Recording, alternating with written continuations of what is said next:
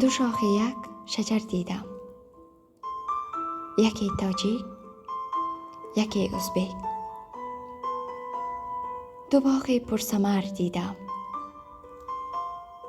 یکی تاجیک، یکی ازبک. دو خلق یک تن و جان و دو فرزندی بجان پیوند، ز یک مادر پدر دیدم، یکی تاجیک، یکی ازبک. زبانم همچو عناب و لبان یار عسل باشد، ز اسرار و اثر دیدم، یکی تاجیک، یکی ازبک. یکی شاعر سخنگوی و یکی گوهرفشان عارف،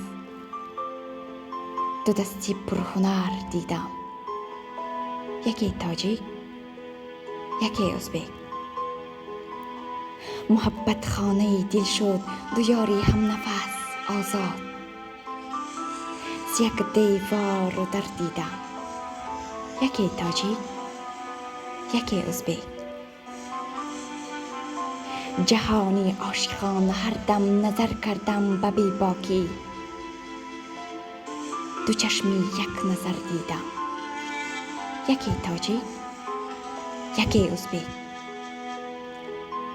دو شاهی عادلی دوران نوایی خوانم و جامی، عزیز و معتبر دیدم، یکی تاجیک، یکی ازبک.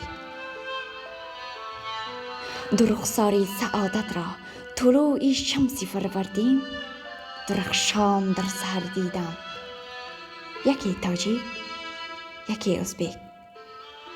ایا شکر خدا برخوان کتابی زندگی اصیل، که به از کانی سر دیدم، یکی تاجیک، یکی ازبک.